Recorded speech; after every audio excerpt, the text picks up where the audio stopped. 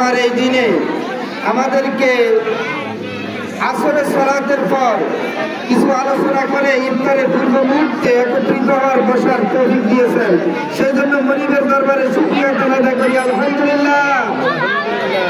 সম্মানিত উপস্থিতি, ভূমিকা ছাড়া কথা বলতে হচ্ছে সময় কম। আমাদের মাঝে অনেক গুরুজন রয়েছেন, বিশেষ করে আমাদের সাবেক মেম্বার সহ অন্যান্য মুরব্বিয়ানে কেরাম রয়েছেন, ছাত্র জনতা রয়েছেন, বৈষম্য বিরোধী ছাত্র আন্দোলনের নেতৃবৃন্দ রয়েছেন, জামাত ইসলামের বিভিন্ন স্তরের নেতৃবৃন্দ রয়েছেন, এলাকার মুরব্বিয়ানে রয়েছেন। আমাদের আওয়াজ যতটুকু যাচ্ছে, মা বোনরা আমাদের আওয়াজ শুনছেন। আমরা সবাইকে একটা বিষয় ডাকছি, আমরা গোলাম কার? বলেন, কার গোলাম? এটাতে কি কোনো সন্দেহ আছে? আমরা সব কথা আল্লাহর মানব, আল্লাহর বিধান মোতাবেক আমাদের জীবনটা চালাবো। কোনটা মানবো কোনটা মানবো না, এটা যেন না হয়।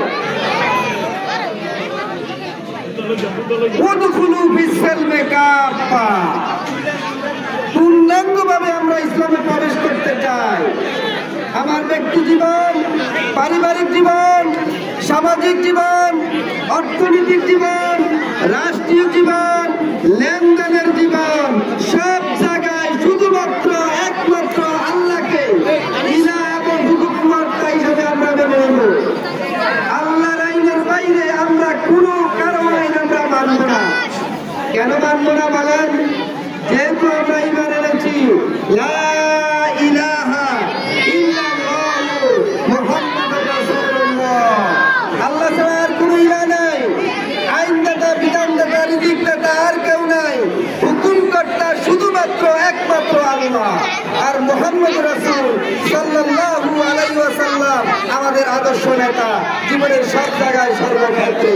এই জন্য সম্মানিত উপস্থিতি, আমরা আপনাদেরকে উদাত্ত আহ্বান জানাবো। আমরা আপনাদেরকে বলবো, এই কাজটা শুধু জামাত ইসলামীর কাজ নয়, এই সমাজের সমস্ত মানুষের এই দায়িত্ব। আল্লাহর দেওয়া নিয়ামত আপনি ভোগ করবেন, আল্লাহর আইনের পক্ষে আপনি থাকবেন না, কাল কিয়ামতে, আদালতে, আখিরাতে আপনি ধরা খেয়ে যাবেন। এই আহ্বান আমরা দিচ্ছি। মুয়াজ্জিন যেভাবে আযান দিচ্ছে, মুসল্লি যদি না আসে, মুয়াজ্জিন দায়ী নয়। এই জন্য জামাত ইসলামী ডাকছে, আল্লাহর আইন প্রতিষ্ঠা করার দায়িত্ব আপনারও। এই সারিতে আপনিও একতাবদ্ধ হবেন। এই কাজ শুধু একলা জামাত ইসলামের গাড়ি দিয়ে আপনি পার পেয়ে যাবেন, বিষয়টি এমনটি নয়। সবাই এই দায়িত্ব কাঁধে নিতে হবে। জমিন যার, আইন চলবে তার। কি বলেন? ঠিক আছে, কথা ঠিক নয়? এই জমিন যার, আইন চলবে তার। এই ক্ষেত্রে কোনো আপোষ নেই। এই ক্ষেত্রে আমরা আর কারো কথা শুনতে রাজি নই। আমাদের সংবিধান আল্লাহ দিয়ে দিয়েছে না? আল কোরআন আমাদের সংবিধান। এই সংবিধানের আলোকেই আমাদের জীবন চলবে। কোন ব্যক্তির সংবিধানের আলোকে আমরা চলবো না।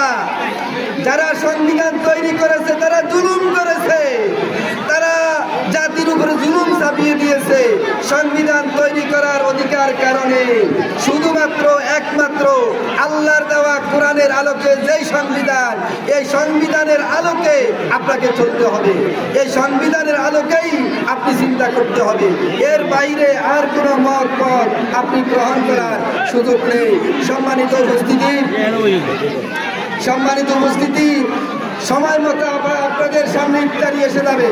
আপনারা শুধু একটু শৃঙ্খলাবদ্ধ বসে থাকেন। দয়া করে আপনাদের সামনে যে যেখানে আছেন সেখানে পৌঁছে যাবে। আমরা আপনাদেরকে অনুরোধ করতে চাই, বনি ইসরাইলের গ্রুপ হয়েছে 3টা। কয়টা গ্রুপ হয়েছে? সর্বকালে গ্রুপ 3টা হয়। এক গ্রুপ অপরাধ করে, ঠিক নেই? আর এক গ্রুপ চুপচাপ থাকে, ঠিক নেই?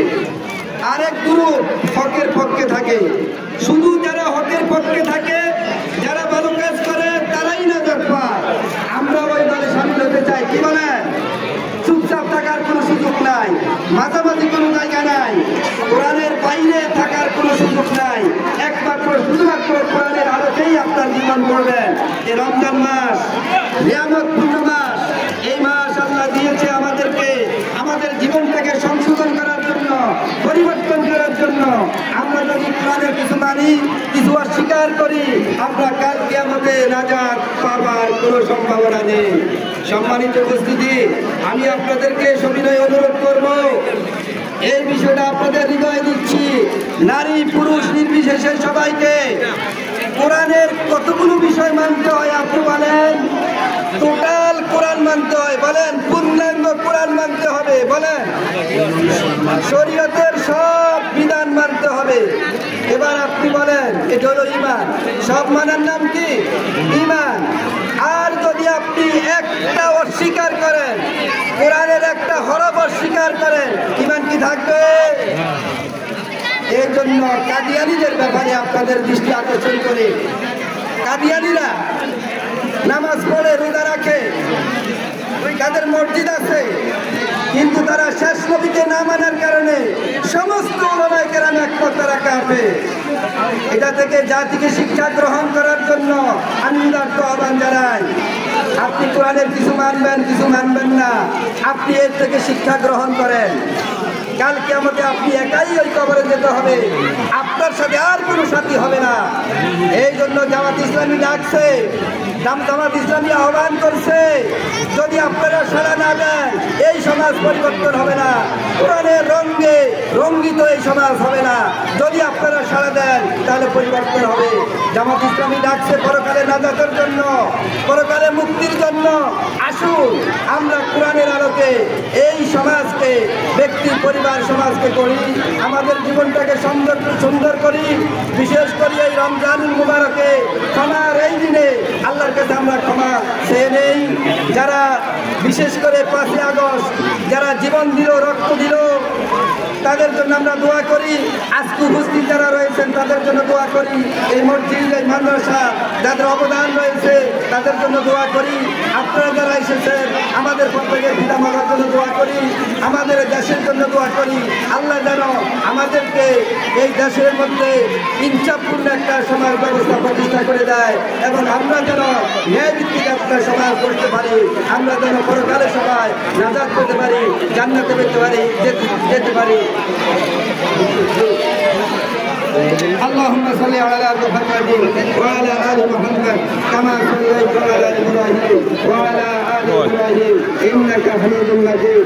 اللهم بارك على محمد وعلى آل محمد كما باركت على إبراهيم وعلى آل إبراهيم. أعوذ بالله من الشيطان الرجيم. بسم الله الرحمن الرحيم. قل هو الله أحد. আচ্ছা এক সাইডে যাইতেছি।